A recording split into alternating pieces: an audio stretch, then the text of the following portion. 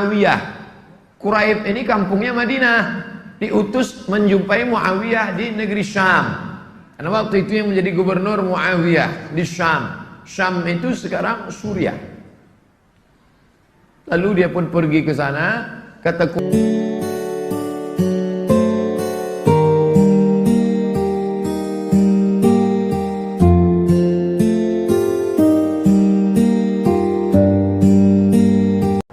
Alhamdulillahi wa kafa wa salamun ala ibadihi alladhina astafa wa ala alihi wa ashabihi ahli tuqa wal wafa. Asyhadu an la ilaha illallah wahdahu la syarika lah wa asyhadu anna sayyidana Muhammadan abduhu wa rasuluhu la nabiyya ba'dah. Allahumma salli wa sallim ala sayyidina wa maulana Muhammad wa ala alihi wa sahbihi wa barik wa sallim. Bapak-bapak, ibu-ibu, alim ulama, cerdik pandai, tokoh masyarakat, adik-adik, hadirin hadirat, yang besar tak dihimbau gelar, yang kecil tak disebut nama, insyaallah kita semua dimuliakan Allah Subhanahu wa taala. Amin ya rabbal alamin. Tajuk kita fiqhus shaum. Fiqih artinya paham. Falaula nafara min kulli firqatin minhum ta'ifatun liyatafaqahu faqaha liyatafaqahu. Jangan semuanya pergi berperang. Perang itu penting, jihad fisabilillah, menjaga kota Makkah, Madinah dari serangan orang kafir.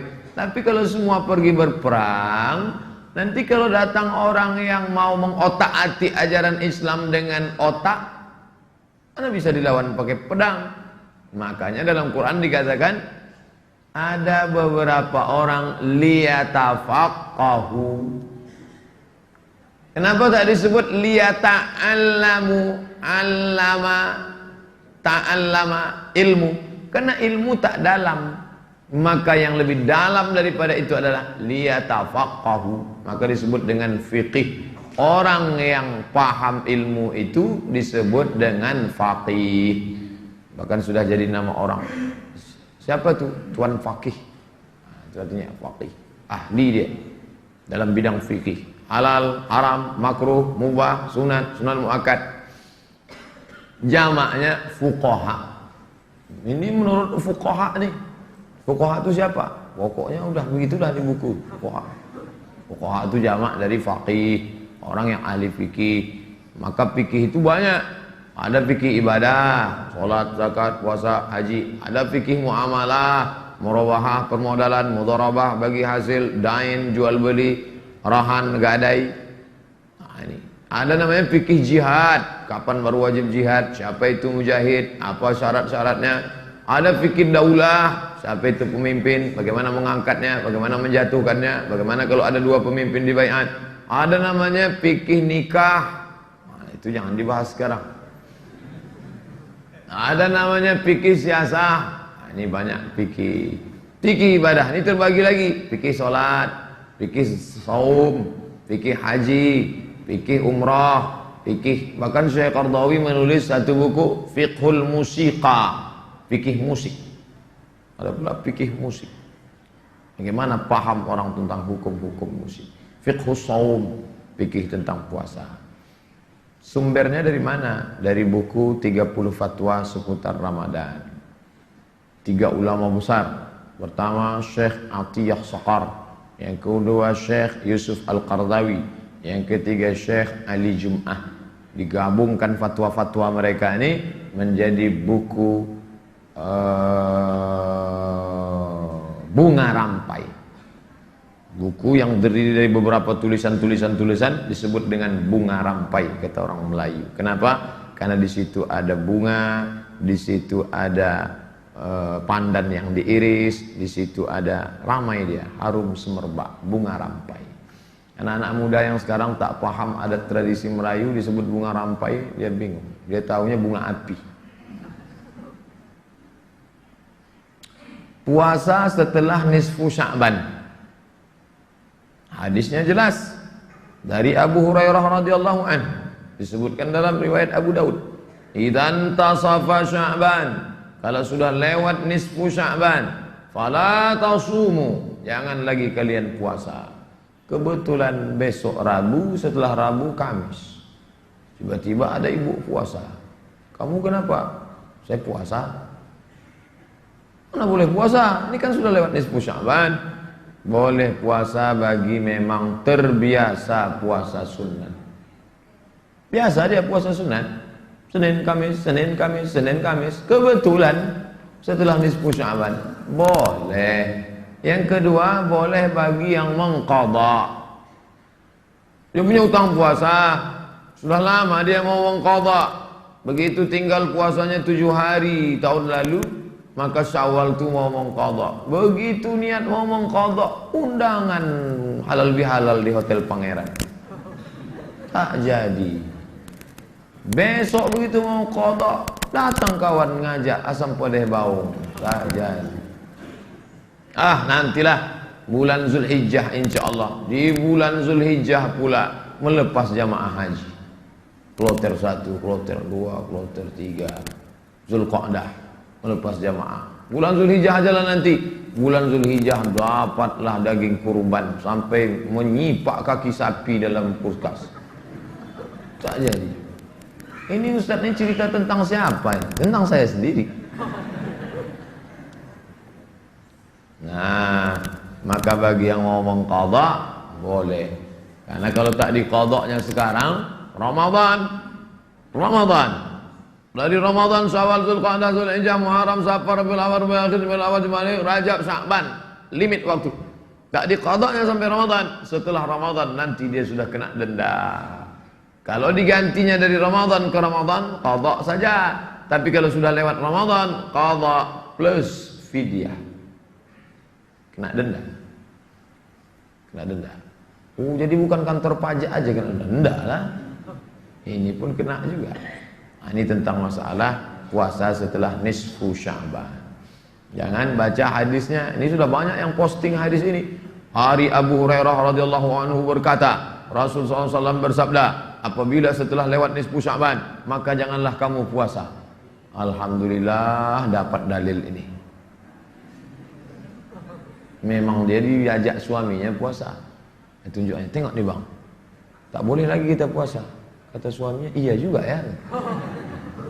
Jadi kalau melanjutkan puasa sunat boleh, mengqadha boleh.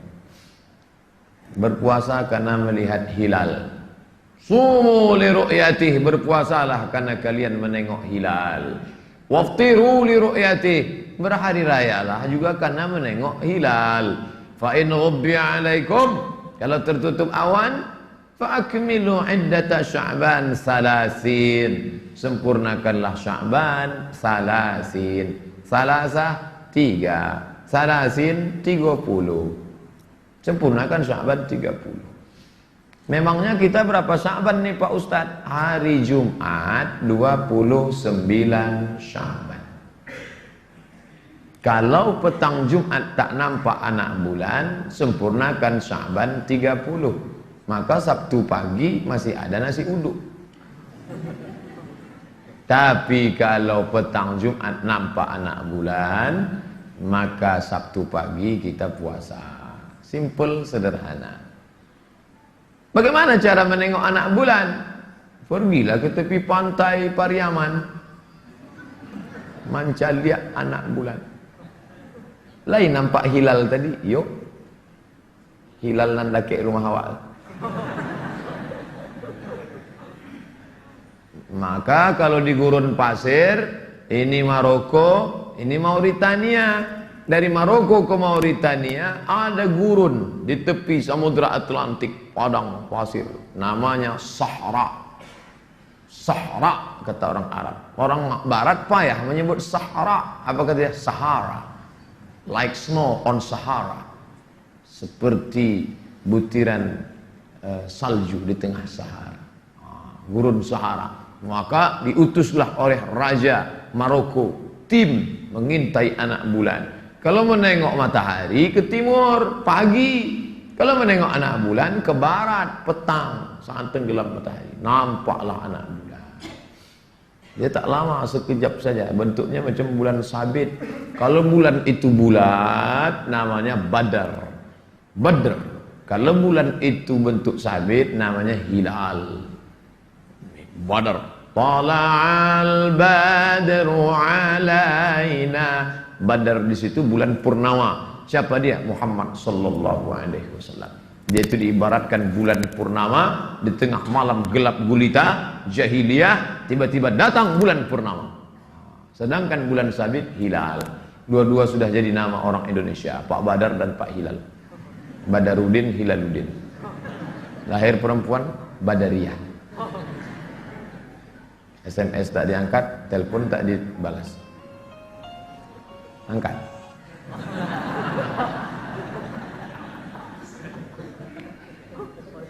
Nah, tapi kan Pak Ustadz sekarang katanya tak bisa menengok dengan mata telanjang, mata kepala ini. Maka dibantu dengan alat teropong. Ilmu yang mengatasi melihat ini namanya ilmu falak. Bahasa Arabnya ilmul falak. Di Fakultas Syariah UIN Suska dipelajari ilmu falak. Pakar ilmu falak Provinsi Riau itu Dr. Hajar Hasan, Dewan Syuriah NU Riau, termasuk Ketua MUI Riau.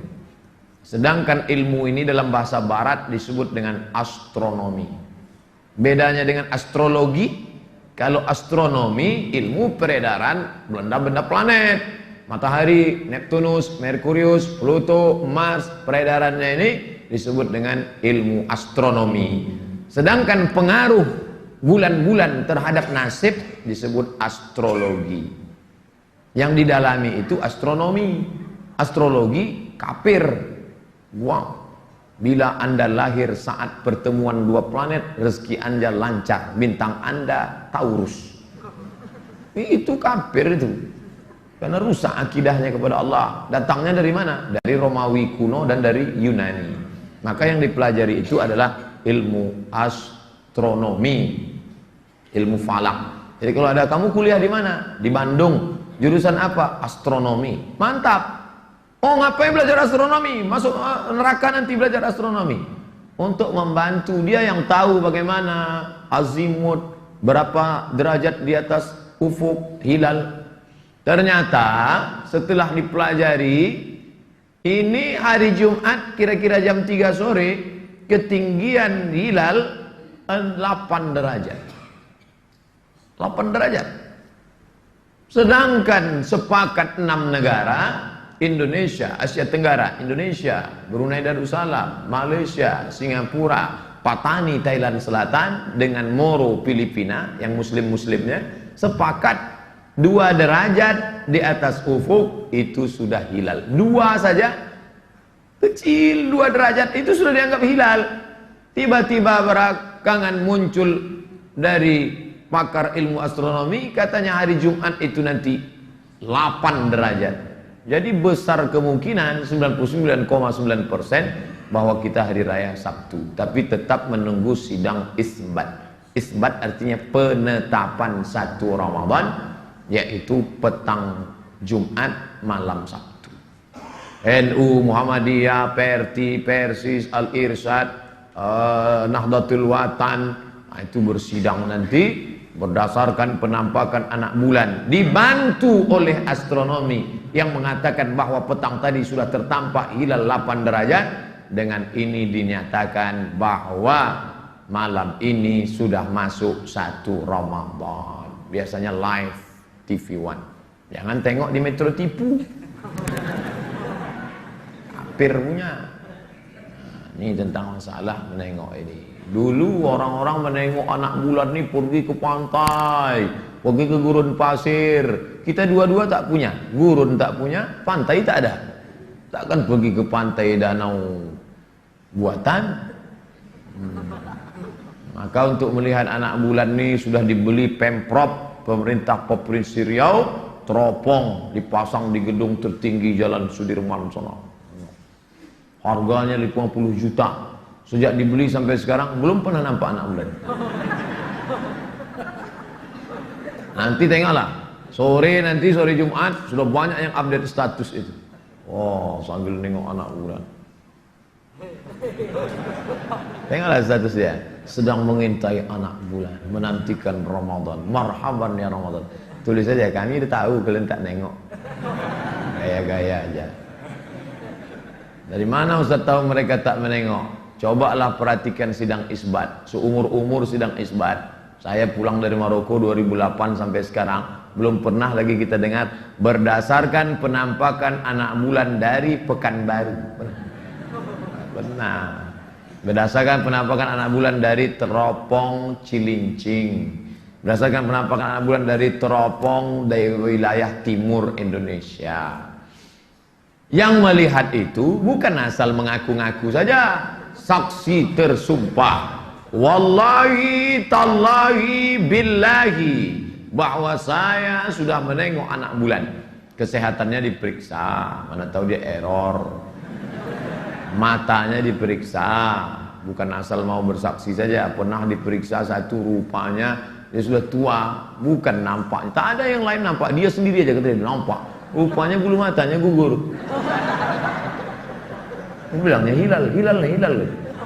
Yo, saya hilang. Jadi maka diperiksa baik-baik.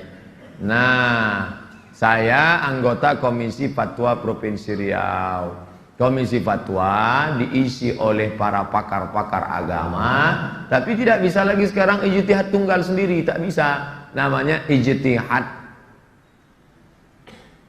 rombongan, majma' fiqih, lembaga kolektif orang banyak untuk menentukan apakah lipstik haram atau tidak aja tak bisa satu ustaz. Ustaz, halal tak ini? Tengok ustaz. Entahlah gitu. Maka diperiksa oleh BP POM, Badan Pengawas Obat dan Makanan, balai diperiksanya. Oh, ini ada lemak babi ini, kata dia. Tak boleh ini. Jadi saya udah pakai samak lah bibir tu. Siram 6 kali pakai air biasa, air lumpur sekali. Bagaimana kalau pakai sikat gigi pakai bulu babi? Kumur-kumur lah pakai air lumpur. Sama. Makanya jangan beli sikat gigi yang mahal-mahal punya orang barat itu. Makin mahal dia pakai bulu babi. Cabut, bakar. Kalau tercium bau rambut, nah itu dipakai bulu babi itu. Nih pentingnya. Dari astronomi sampai ke babi, coba yang. Nah, kalau ditetapkannya nanti malam itu, biasanya menjelang sholat isya jam 7 udah tetap, supaya orang selesai isya bisa tarawih. Maka selesai, habis sidang isbat. Bolehkah puasa mengikuti hilal negara lain? Saya tak maulah ikut penetapan MUI. Saya tak percaya sama MUI itu. Saya maunya dari Arab Saudi aja lah. Tak bisa. Tak bisa. Karena satu negeri itu bisa ada 2 kali. Bolehkah puasa mengikuti hilal negara lain? Tak boleh. Karena berbeda negeri, beda penampakan hilalnya. Pekanbaru mau ikut Saudi Arabia, ya tak bisa. Jarak Pekanbaru ke Makkah 9.000 km. Bukan dekat. Tak percaya, ukurlah sendiri. 9.000. Dari Pekanbaru ke Medan 600 km. Bisa beda. Oleh sebab itu maka kata Syekh Ali Jum'ah, nama kitabnya Al-Bayan Lima Yushghilul Azhan. Al-Bayan penjelasan, Lima Yushghilul Azhan, tentang perkara-perkara yang menyibukkan pikiran.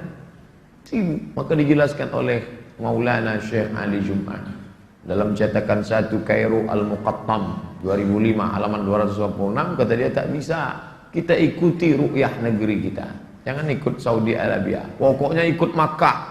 Kita kan sholatnya ngadap Makkah, maka puasa ikut Makkah. Oh kalau gitu sholat Jumat ikut Makkah lah. Jam 12.30 di sini, di Makkah baru jam 8.30. Saya waktu pertama mengajar di kampus, datang mahasiswa, Ustadz, ya, guru kami tak pernah sholat Jumat di pesantren. Di mana dia sholat? Di Mekah, Ustadz. Saya bilang sholat Jumat di Mekah jam 12.30, di pesantren baru jam 8.30, di Mekah baru 8.30 pagi. Jadi guru ente ngapain di sana 8.30? Iya juga ya, dia tak tahu. Ustadz bongak, murid bodoh. Pernah tak terjadi perbedaan puasa di dua negeri? Selama pada zaman sahabat Nabi, pernah tak terjadi? Yang ini puasa Jumat, yang ini puasa Sabtu. Pernah. Hadisnya riwayat Imam Ahmad bin Hanbal dalam kitab Al-Musnad, Imam Muslim dalam kitab Sahih Muslim, Imam Abu Daud dalam kitab Sunan, At-Tirmidzi, Abu Isa At-Tirmidzi dalam Jami' At-Tirmidzi atau Sunan At-Tirmidzi. Ceritanya Ummul Fadl bintil Haris mengutus Quraib. Ada seorang laki-laki namanya Quraib, dia diutus menjumpai Muawiyah. Quraib ini kampungnya Madinah, diutus menjumpai Muawiyah di negeri Syam. Karena waktu itu yang menjadi gubernur Muawiyah di Syam. Syam itu sekarang Suriah. Lalu dia pun pergi ke sana. Kata Quraib, aku sampai di negeri Syam, aku menunaikan segala hajatku. Dan kami di negeri Syam melihat hilal itu malam Jumat. Kamis malam Jumat kami tengok hilal di negeri Syam. Pulang Quraib ke Madinah, jumpa sama Abdullah bin Abbas. Di Madinah melihat hilal malam Sabtu. Nah, coba tengok. Berbeda antara hilal di negeri Syam dengan di Madinah. Yang jaraknya hanya 1.500 km. Bisa terjadi dua penampakan anak bulan.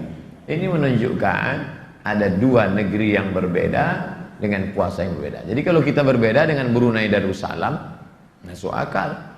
Dari Sumatera ke Kalimantan, Brunei itu Kalimantan Utara di atas. Masuk akal. Berbeda kita dengan Saudi Arabia, jauh sekali. Berbeda kita dengan, tak bisa kita ikut. Pernah terjadi pada zaman Sayyidina Abdullah ibn Abbas radhiyallahu anhuma, negeri Syam malam Jumat, Madinah malam Sabtu. Yang tak pernah terjadi di zaman sahabat itu, sama-sama di Madinah puasanya lain. Nah, itu terjadi. Adapun berbeda kota itu pernah terjadi. Bagaimana kalau lupa niat puasa waktu malam itu? Setelah pengumuman dia pun salat tarawih, dia pun apa segala macam, habis itu dia pun tertidur. Tiba-tiba azan subuh. As-salatu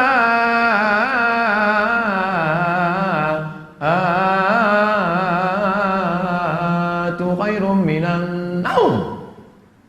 Itu bangun. Begitu bangun, aku belum niat puasa tadi malam. Apakah boleh berniat puasa setelah azan subuh? Boleh. Mana dalilnya? Nabi bertanya kepada Sayyidatuna Aisyah.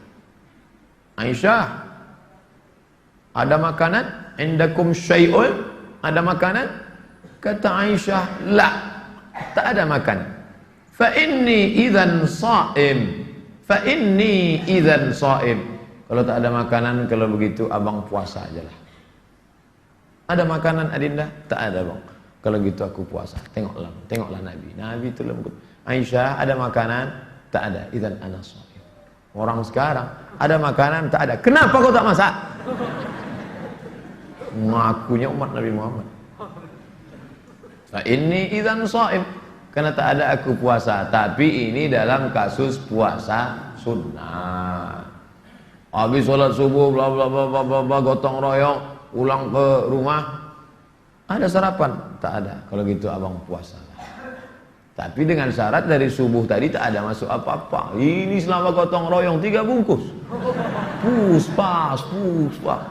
Gitu, kalau gitu abang puasa lah. Puasa apa? Dalam kasus puasa sunnah boleh, tapi dalam kasus puasa fardu tak boleh. Jika seseorang berniat melaksanakan puasa di malam hari, maka niat itu sudah cukup. Dia boleh makan atau minum setelah berniat. Niatnya habis tarawih. Nawalis saum yarhamkumullah. Apa kata Bilal itu mak? Entahlah. Nawalis saum, berniatlah kalian puasa, kata Bilal. Nawaitu shauma ghadin an ada ifadhi syahri ramadhan hadhihi sanati lillahi ta'ala. Tak perlu diucapkan. Memang tak perlu diucapkan, niatkan di dalam. Tapi bagi sebagian orang dia takut ragu-ragu. Aku dah berniat apa belum ya? Dah berniat apa belum ya? Dah berniat apa belum ya? Maka diucapkannya nawaitu shauma ghadin. Bahkan dulu dinyanyikan pula. Nawaitu shauma ghadin. Nawaitu shauma ghadin an ada ifadhi syahri ramadhan hadhihi sanati lillahi ta'ala. Saya tak mau ucapkan, ya sah, niat di dalam hati, cukup dalam.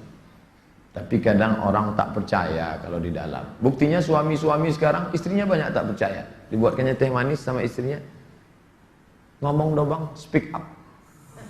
Iklan Sariwangi. Ngomong. Dulu orang kalau mau sukses malu. Yang cita-cita sukses cukup dalam aja. Sekarang di hotel-hotel dipanggil motivator dari Jakarta. Salam sukses. Apa maknanya? Yang di dalam diungkapkannya keluar. Begitu jumpa, salam sukses. Waktu di hotel itu semangat semua karena pakai infocus, pakai begitu mati lampu, leton. Salam sukses Pak, kau aja lah aku tadi. Jadi istilah melafazkan di mulut itu ada zaman sekarang. Orang menunjukkan yang ada di dalam. Nah, tidak disyaratkan melafalkan niat. Jadi kalau ada adik-adik, bapak-bapak, ibu-ibu, dari isya sampai dia azan subuh, aku tak ada melafalkan. Tapi dalam hatimu ada kan? Ada. Itu sudah cukup. Tidak mesti dilafalkan. Tapi kalau dilafalkannya baik. Jika seseorang sudah bertekad dalam hatinya untuk melaksanakan puasa, itu sudah cukup. Meskipun hanya sekedar bangun pada waktu sahur berniat. Bangun dia, diminumnya air, cukup. Atau diambilnya kolak, diambilnya apa, makan dia, cukup. Atau tidak sama sekali. Tapi yang paling bagus bersahur. Tasahharu, bersahurlah. Fa inna fis sahuri barakah. Karena dalam sahur itu ada barakah. Apa berkah sahur? Membiasakan bangun malam untuk tahajud. Allah bisa karena biasa. Bangun malam, bangun malam, bangun malam, bangun malam, bangun malam, bangun malam, 30 malam. Terbiasa. Pas malam Idul Fitri, subuh pun tinggal. Gagal Ramadan. Itu makna sahur. Yang selama ini suaminya ada, istrinya tak ada. Istrinya ada, suami tak ada. Suami istri ada, anak tak ada. Maka pada waktu sahur ketemu semua. Anak papa sudah besar ya. Gimana kuliahnya? Anak mama cantiknya gimana? Kumpul bersama. Ada barokah sahur. Yuk kita foto bareng yuk. Yang sama orang aja bergambar.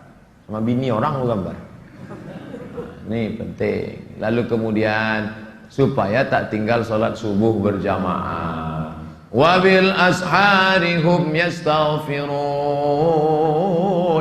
Pada waktu sahur banyak-banyak beristighfar. TV mati, HP mati. Astagfirullah.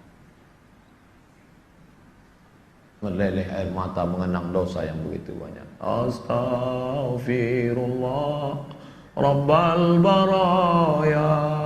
Apa yang abang sedihkan bang? Sedih betul aku. Apa yang abang ingat? Mantan. Apa?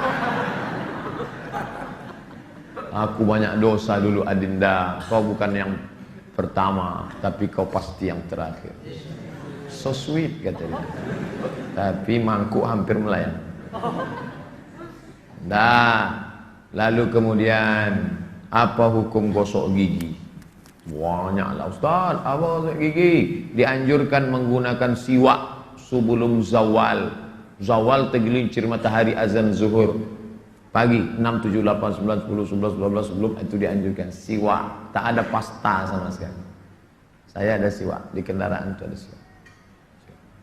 Adapun setelah tergelincir matahari ahli fikih berbeda pendapat. Sebagian mereka mengatakan makruh. Setelah tergelincir matahari makruh gosok gigi. Kenapa? Wallazi nafsi biyadihi, demi yang jiwaku berada dalam genggaman kuasa Allah. La khalufu famis shaim atyabu indallah min ri'il miski. Mulut orang puasa lebih harum daripada harum semerbak kasturi. Hadis sahih Al-Bukhari dari Sayyidina Abu Hurairah radhiyallahu anhu. Menurut pendapat ini, harum semerbak kasturi tak baik kalau dihilangkan. Maka biarkan saja. Tapi jangan dipahami makin busuk makin harum. Akhirnya dia tak gosok gigi selama seminggu. Kau kenapa tak gosok? Harum kasturi, lebih harum. Kau mau? Tetap gosok gigi habis makan sahur, tetap gosok. Tapi setelah zuhur jangan lagi. Ini setelah zuhur jam 2, jam 3, jam 4, jam-jam kritis. Disitulah dia gosok pakai mentol pula. Begitu waktu masuk kamar mandi lesu. Begitu keluar salju turun. Bunga-bunga. Oh, jangan usah puasa. Bagaimana puasa ibu hamil dan menyusukan anak? Amin. Wajib qada saja kata mazhab Hanafi. Ibu hamil qada saja. Titik. Ganti saja. Sedangkan menurut Syafi'i dan Hambali, wanita hamil dan ibu menyusukan anak kalau mengkhawatirkan mudarat, apakah kekhawatirannya pada diri dan anak atau dirinya saja atau anaknya saja, mereka wajib berbuka dan mereka wajib mengqadha. Jika yang dikhawatirkan anaknya saja, maka qadha plus fidyah. Ustadz pakai yang mana? Saya pilih Syafi'i dan Hambali. Ingatnya mudah. Kalau dirinya saja, qadha saja. Diri sama anak, ada unsur anak, maka plus fidyah. Oh, saya tak maulah pakai mazhab ini, Pak Ustadz. Saya mau pakai Hanafi saja. Ya tak apa-apa. Tak keluar dari 4 mazhab. Hanafi, Maliki, Syafi'i, Hambali. Ustadz sendiri mana? Saya tidak hamil dan tidak menyusui. Tapi bagi istri saya anjurkan pakai mazhab Syafi'i. Aku tak puasa, kata dia. Kamu tak puasa karena dirimu atau karena anakmu? Ini kan anak kita, ya. Kau tak puasa karena dirimu apa karena anak engkau dan anakku? Aku tak puasa karena diriku, qadha saja. Aku tak puasa karena ada unsur anakku. Kata dokter, jangan puasa bu, anaknya sudah lemas, coba tengok nih, udah ngap-ngap bau lidah. Kalau begitu ada unsur anak, maka qadha plus fidyah. Ini mengingatkan kita tentang pengorbanan emak kita. Siapa yang tak berbakti kepada emaknya, tak ada kasih sayangnya kepada ibunya, sudah tua, dia dulu melahirkan kita bersimbah darah, meregang nyawa, puasa dia tinggal 90 hari gara-gara kita. Tahun pertama dia tak puasa karena kita dalam perutnya, lemas badannya. Tahun kedua dia tak puasa karena kita menyusu. Tahun ketiga kita tak puasa karena menyusu. Hanya untuk diri kita yang hina, yang jahat, yang kotor, yang bernajis. 90 hari puasanya tinggal. Gimana kita mau menebus? Kalau hidup dia sekarang, belikan baju barunya, belikan selop cantiknya, belikan apa yang menyenangkan hatinya. Kalau tak bisa menyenangkannya, jangan menyusahkannya. Ini udahlah tak bisa menyenangkan, menyusahkan saja. Asal nampak mukanya susah orang tua. Mantus. Jangankan nampak orangnya, nampak nomornya pun susah orang tua. Si sumber masalah. Nah, saya sampaikan itu selalu ke mahasiswa, mahasiswi, jangan kalian menyusahkan orang tua. Kalian sudah cukup menyusahkan dulu, jangan sampai susahkan lagi. Bagaimana jika tak mengqadha puasa tahun lalu? Jumhur sepakat, mayoritas jumhur ulama mewajibkan fidyah bagi orang yang menunda qadha puasa Ramadan hingga masuk Ramadan berikutnya. Fidyah tersebut adalah memberi makan satu orang miskin untuk 1 hari puasa yang ditinggalkan. Makanan tersebut cukup untuk makan siang dan makan malam. Kalau diberaskan berapa? 1,5 kilo. Ini 1,5 kilo. Nisfu sa', 1,5 kilo. 1 sa' itu 4 mud. 1 mud itu 7 on setengah. Nisfu sa', 1/2 sa' berarti 2 mud, 1,5 kilo. Ini 1,5 kilo lengkap sayur mayur, lauk pauk, daun ubi kah, terong kah, macam-macam, ikannya. Apa makan kita, itu kita kasih fakir miskin. Kalau kita makan beras enak, beras mahal, beras ramos, kasih itu. Jangan kita beras enak, fakir miskin beras catu. Raskin dia kasih. Putih juga, karena udah dikasih pemutih.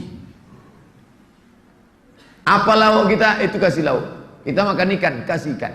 Jangan kita, memang sama-sama ikan. Ikan kita besar, ikan cucu ikan. Emang sama-sama ayam, Kita paha ayam, dia ceker ayam. Waktu mau menyuap tuh meleleh air matanya nengok ceker ayam. Jangan sampai. La yu'minu ahadukum, kamu tak beriman hatta yuhibba li akhi, sampai kau sayang kepada saudaramu ma yuhibbu li nafsihi, sama macam kau sayang pada dirimu sendiri. Apakah suntik dan obat tetes telinga membatalkan puasa? Ada orang berkeyakinan asal masuk ke rongga batal. Asal masuk ke rongga batal. Rongga hidung, rongga telinga, rongga mata. Makanya ada yang mengatakan ngupil batal. Ngupil batal karena memasukkan sesuatu ke rongga. Batal. Korek telinga batal. Udah bunyi azan. Suntik obat tak batal. Suntik sakit perut, suntik sakit kepala, suntik demam tak batal. Tapi suntik impus batal. Karena impus itu makanan. Kalau impus tak batal, pejabat-pejabat, orang-orang kaya enak aja. Assalamualaikum, waalaikumsalam. Pesan impus 60 botol. Pasang di bawah. Masuk 2 botol, habis itu rapat. Anak-anak buahnya letoy semua. Kenapa kalian pada lesu semua? Tengok saya, puasa tetap fit. Udah 2 botol masuk. Patutlah fit. Sebab itu suntik impus batal. Obat tetes telinga tak batal. Gatal betul Pak Ustaz. Banyak macam sapi masuk ke dalam. Orang kalau pernah na'udzubillah masuk semut ke dalam, itu kata dia berubah. Akhirnya diambil tembakau, kasih air tembakau itu masuk ke dalam. Mati semut. Semut yang ganas itu bisa mati kena air tembakau. Bayangkan, yang pakai tembakau jangan sakit hati. Lalu diteteskan obat telinga, tak batal. Karena yang dimaksud dengan masuk ke rongga itu artinya masuk ke tenggorokan, masuk ke usus, ke perut, itu baru batal. Makanya yang masuk ke rongga lewat mulut tapi tak ke dalam, masuk ke sini, keluarnya ke sini. Inhaler. Itu masuk ke sini, itu tak batal. Tapi jangan ini dikiaskan ke rokok. Oh, jadi tak batal ya Ustaz. Ini lain. Ini tak batal puasa karena tak masuk. Banyak. Gara-gara masalah rongga ini banyak orang tanya, Ustaz, katanya mandi di sungai batal. Mandi di sungai, maaf cakap, kentut dia. Waktu rongga itu terbuka keluar angin, masuk air ke dalam. Kata dia batal. Pernah tak dengar? Kalau mandi di sungai jangan kentut, nanti batal. Mandi di sungai tutup ini, tutup.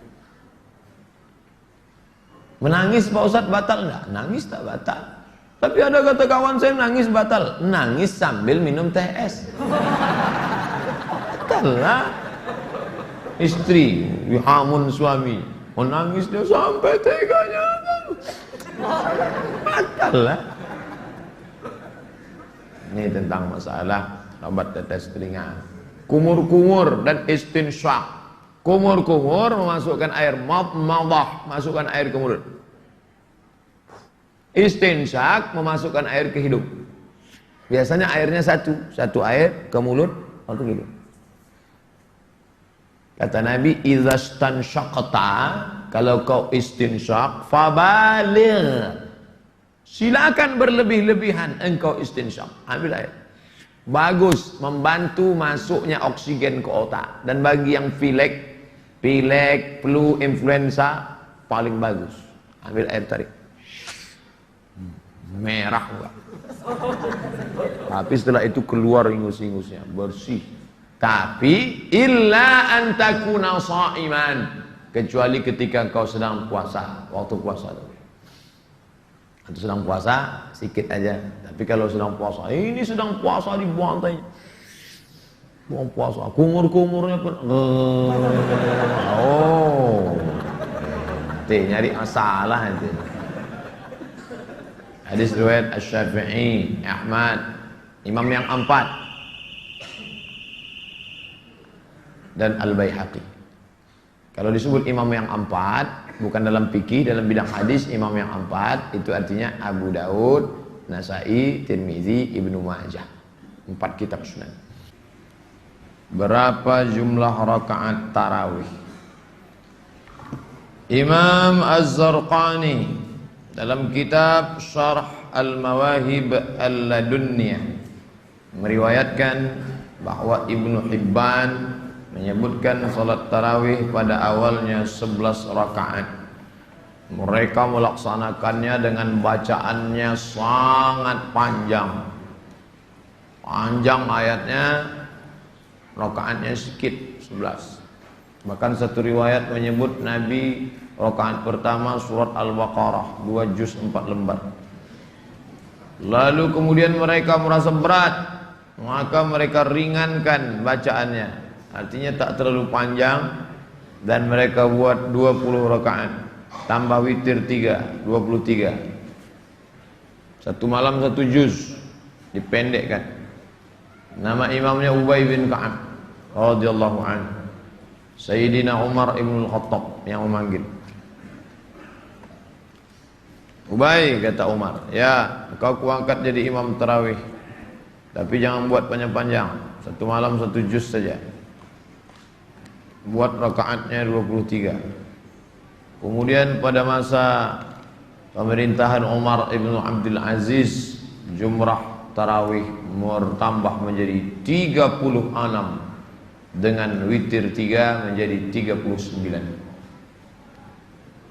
11, 23, 39.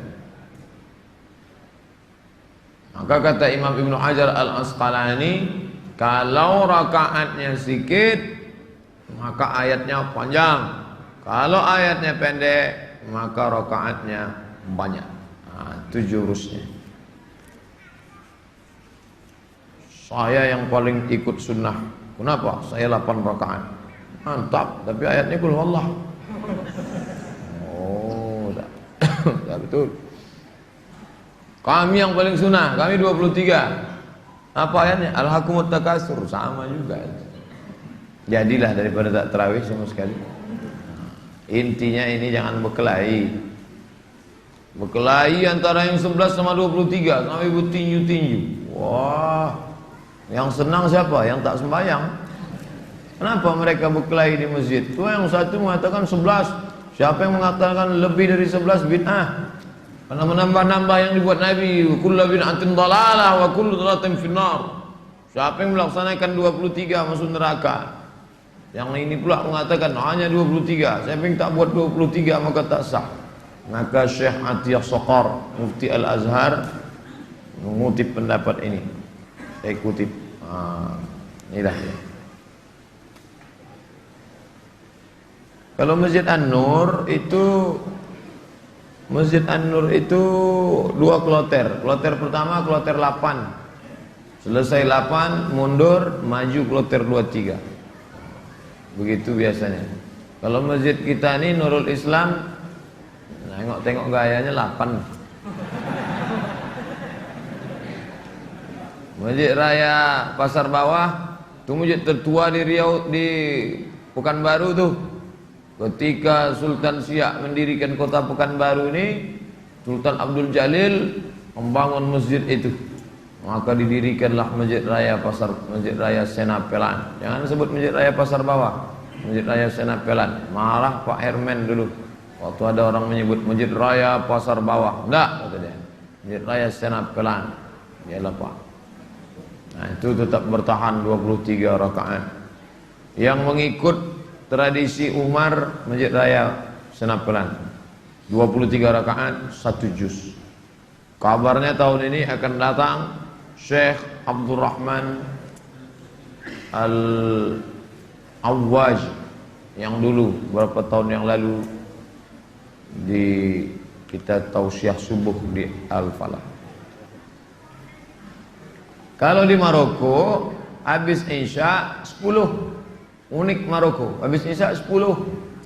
Nanti habis sahur tambah 13, 23 juga. Saya perhatikan lain tempat lain. Kalau di Madinah, maka langsung habis Isya 23. Kalau di Maroko, dia kredit. Habis Isya 10, nanti habis sahur 23. Kalau di Pekanbaru, pilih mana, terserah.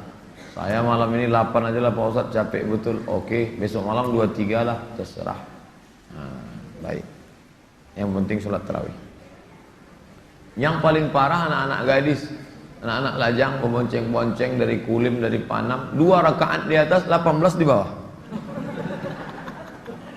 Jangan kasih anak gadis sholat tarawih di An-Nur kalau bonceng-bonceng. Mau kemana? Sholat sama pacar. Tak ada itu, maksiat, dosa. La talbisul haqqa bil batil. Jangan kalian campur yang hak dengan batil. Apakah boleh suami melarang istri sholat tarawih ke masjid? Laki-laki tak berhak melarang istrinya pergi ke masjid. Jika istrinya ingin pergi ke masjid, tidak ada larangan.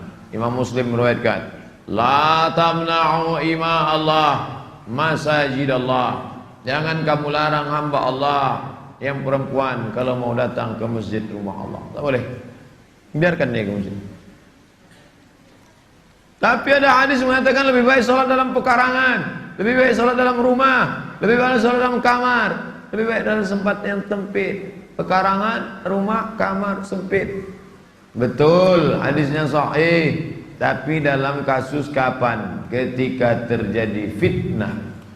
Tak boleh perempuan ke masjid. Di Palestina tak boleh perempuan ke masjid, takut ditangkap tentara Israel.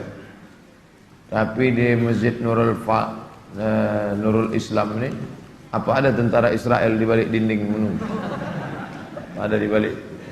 Maka di Suriah tak boleh. Perempuan kalau ke masjid nanti ditangkap tentara Bashar al-Assad laknatullah alaih.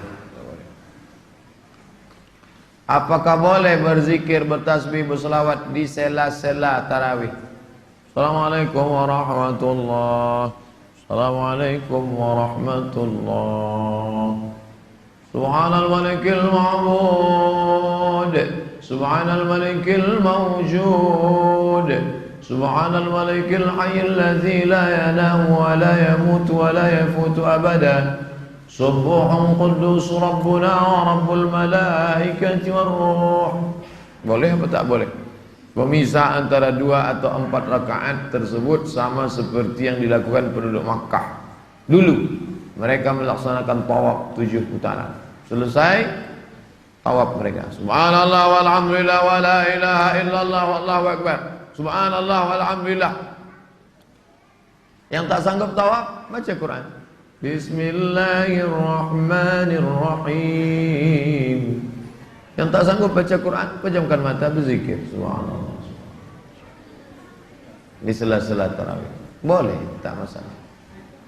Itulah yang membuat orang Madinah menambah jumlah rakaat tarawih lebih dari 20 rakaat, mengganti tawaf terus.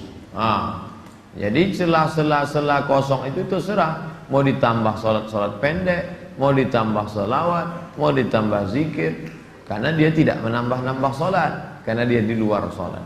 Begitu kata Syekh Atiyah Soqar dalam Fatwa Al-Azhar. Hanya saja dari mulai sekarang ada waktu 3 malam lagi, malam Rabu, malam Kamis, malam Jumat, supaya panitia Ramadan membuatkan kertas yang dilaminating. Nanti dibaca Bilal malam. Subhanal malikil ma'bud. Karena banyak Bilal yang tak punya acuan, dia buat-buat sendiri. Ma'bud. Ma'bud. Imamnya lambek, makmumnya cabut. Ini kan banyak nih anak-anak muda nih buat grup selawat 3 orang. Besok ente, aku ya.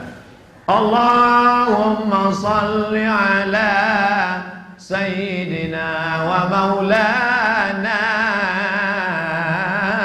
Muhammad. Allahumma salli wa sallim alaih. Grup 1. Anak siapa yang grup 1? Anak saya. Hebat anak bapak. Iyalah, siapa dulu bapaknya? Bapak yang melatih? Enggak, guru ngaji. Bapak pandai pesawat? Enggak. Maka bagus dibuat grup. Jadi anak-anak muda ini dilibatkan dalam kepengurusan. Setelah itu berdoa, Allahumma innaka afuun tuhibbul afwa fa'fu anna ya karim. Amin. Nah, bagus. Doa kepada Allah Subhanahu wa taala. Ya Rasulullah, kata Aisyah, ya, Kalau aku berjumpa malam Lailatul Qadar itu, apalah doaku?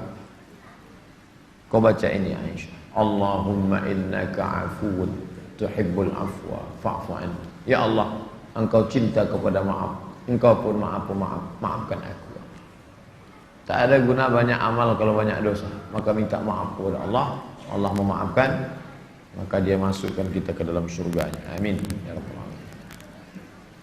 Assalamualaikum warahmatullahi. Assalamualaikum warahmatullahi. Apa kabar Pak Haji? Apa kabar Pak? Jangan salam-salam. Tak boleh salam-salam. Bid'ah. Kata Imam Nawawi, jika orang bersalaman itu menyalami saudaranya sebelum sholat. Sebelum sholat tadi saya sudah salaman. Tiba-tiba selesai sholat saya salami Bapak. Maka salamannya itu sunnah hasanah. Kalau belum salaman sebelum sholat, setelah sholat dia salaman, itu sunnah hasanah. Kalau dia telah bersalaman dengan saudaranya, sebelum sholat dia sudah salaman, selesai sholat dia salaman lagi, maka salamannya itu mubah. Imam Nawawi itu siapa? Imam Nawawi ahli hadis, ahli fiqih. Sahih Muslim itu di kepala dia semua.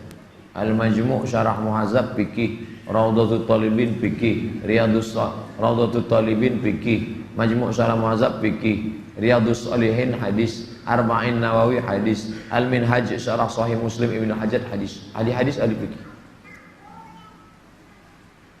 Mau bersalaman sebelum sholat boleh, setelah sholat boleh. Yang tak boleh Allahu Akbar. Sihat Pak? Kunut witir. Sami Allahu liman hamidah. Allahumma hadina fi man hadait wa afina fi man afait. Balik jamaah dari masjid. Wah, imam kami tadi sasek Pak Ustaz. Doa kunut dia tadi witir. Kunut witir menurut mazhab Hanafi sunnah dilakukan sepanjang tahun, full. Kalau ada imam yang dari awal Ramadan dia sudah baca kunut, itu dia pakai pendapat Hanafi. Maliki tak ada pakai kunut. Saya tinggal di kampung mazhab Maliki 2 tahun Maroko, tidak ada kunut witir. Syafi'i disunatkan setelah pertengahan, dari malam 15. 1, 2, 3, 4, 14 tak ada. Setiap malam 15 baru. Allahumma hadina fi man hadait. Masa kunutnya sama-sama kunut subuh? Itu yang dihafal. Kunut itu bebas. Kunut macam-macam. Tahun lalu di An-Nur imamnya dari Ishkarima Solo. Wow, panjang doa kunutnya. Hafal Quran, ahli qiraat, bahasa Arab mantap, kunutnya panjang, umur 19 tahun. Masya Allah, segar hafalan. Mazhab Hambali dianjurkan sepanjang tahun. Hanafi dengan Hambali sepanjang tahun. Syafi'i malam 15 sampai ujung. Maliki tak ada sama sekali. Pokoknya saya ngapalnya Pak Ustaz, foto, crop, masukkan ke FB, masukkan ke blog. Asal lupa buka balik. Asal lupa buka balik. Mudah sekarang. Udah saya buka kok tak terbuka, paket tak ada.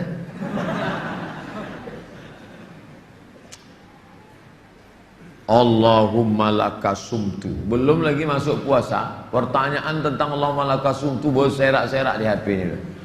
Allahumma lakasumtu, Allahumma lakasumtu, Allahumma lakasumtu. Gara-gara posting, ada yang memposting katanya tak boleh baca Allahumma lakasumtu karena hadis itu dhaif. Tak boleh malakasumtu. Apa kata Syekh Ibnu Utsaimin? Syekh Ibnu Utsaimin ulama Saudi Arabia berpendapat silakan baca Allahumma lakasumtu.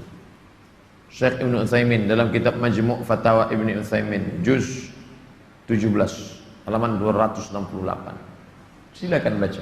Sudah saya tulis dalam buku saya 37 masalah populer tentang hadis dhaif. Allahumma lakasumtu. Boleh.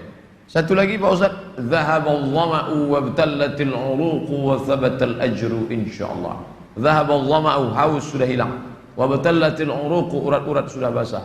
Wa dhahabal dhama'u wabtallatil 'uruqu wa thabatal ajru, balasan sudah ditetapkan insyaallah. Kalau Allah berkehendak. Boleh, silakan. Tak usah dipermasalahkan. Kapan mulai bayar zakat fitrah? Kepada seluruh masyarakat, silakan membayar zakat fitrah. Padahal 10 hari lagi mau hari raya. Kok cepat betul panitia nih? Iyalah, dia mau hari raya, mau beli baju baru, mau balik kampung. Kapan sebetulnya? Menurut Abu Hanifah, boleh bayar zakat fitrah sebelum masuk Ramadan. Menurut Imam Syafi'i, dibayarkan dari sejak awal Ramadan. Awal Ramadan panitia sudah buka, silakan. Menurut Imam Malik dan Ahmad, 1 hari 2 hari sebelum Idul Fitri. Kalau dipakai Abu Hanifah terlalu lama, sempat habis berasnya dah. Kalau dipakai pula Imam Malik sama terlalu lucu. Mau dekat-dekat genting, panitia sedang sibuk, kapan lagi membayarnya, kapan lagi membaginya, kapan lagi ngaturnya. Maka pendapat yang pertengahan Syafi'i, dari awal atau pertengahan atau 10 hari menjelang. Begitu sudah 2 hari, kami hanya menerima zakat fitrah sampai tanggal 28 titik. 28 malam 29 kami bagi, 29 pagi kami balik kampung. Selesai. Mantap. Apakah boleh bayar zakat dalam bentuk uang? Mazhab Hanafi boleh. Tapi Maliki, Syafi'i, Hambali mesti quts al-balad, makanan pokok. Faradha Rasulullah sallallahu alaihi wasallam sa'an min tamrin. Nabi mewajibkan bayar zakat fitrah 1 sa'. Tamar, qamh gandum, tamar korma, qamh gandum, zabib korma kecil yang dijemur kering, aqid susu kambing ditampung di talam tipis jemur, kita menyebutnya mentega atau keju kering. 4 itulah makanan pokok orang Makkah Madinah. Adapun kita makanannya nasi, maka bayar beras. Ustadz Somad selama pulang dari Maroko, Ramadan 2008, Ramadan 2009, 2010, 2011, 12, 13, 14, 15, 16, 17. Ini Ramadan saya yang ke-10 nih. Saya tak pernah bayar pakai duit. Saya bayar pakai beras. Singgah ke warung Simpang Sukakarya, ada warung sebelah kiri, urang awak bana. Belanja di tempat orang Islam. Jangan belanja tempat orang kafir. Belanja tempat orang Islam. Itu langganan saya beli beras. Pak, bare. Merek apa Ustaz? Kudolawi. Beli 3 karung. Masukkan ke plastik. 3 kilo. 3 kilo. 3 kilo. Saya bayar 3 kilo. Karena saya memilih pendapat 1 sok 4 mud, 1 mud 7 on setengah. 7 on setengah, 7 on setengah, 7 on setengah. 7 on setengah, pas 3 kilo. Tapi saya tak menyalahkan yang berpendapat 2 kilo setengah. Andai berlebih terhitung sedekah, andai kurang na'udzubillah. Maka saya beli 3 kilo. Ini zakat fitrah saya tahun ini. Saya pakai beras. Tapi saya tak menyalahkan yang pakai duit. Yang mau pakai duit, bayar pakai duit. Yang mau pakai beras, bayar pakai beras. Yang tak betul, dari rumah bawa duit, beli beras di masjid. Itu tak betul. Buatnya beras 2 kilo setengah. Aku beli beras ini dengan harga 25.000 tunai. Ini beras punya aku ya. Ya, aku bayarkan zakat fitrahku tahun ini tunai. Aku beli lagi, ya. Aku bayarkan untuk istriku tunai. Aku beli lagi, ya. Aku bayarkan untuk anakku tunai. Anak pertama, anak kedua, anak ketiga, anak keempat. Lama-lama kuyak bareng. Ini tak betul. Karena ketika beras itu sudah dibayarkan, aku bayarkan zakat fitrahku tahun ini tunai, diambil oleh si amil, maka beras itu tak boleh dijual si amil. Itu kan beras fakir miskin, mana berhak dia jual? Kecuali si amil itu memang tukang jual beras. Dia memang punya kontainer beras di belakang, udah dikumpulnya 2,5 kilo, itu bisa dibeli. Tapi kalau tidak, maka bayar mau pakai duit, duit aja. Kalau mau pakai beras, beras aja. Jangan dari rumah bawa duit, beli beras di masjid. Itu tak betul. Yang lalu-lalu Pak Ustadz, banyak-banyak istighfar lah. Man mata, siapa yang meninggal, wa alaihi siyamun, punya utang puasa, shoma anhu waliyuhu, maka ahli warisnya wajib menggantikan puasanya. Ini hadis. Tak paham hadis, tengok syarah. Maka dalam syarah San'ani Subulus Salam, syarah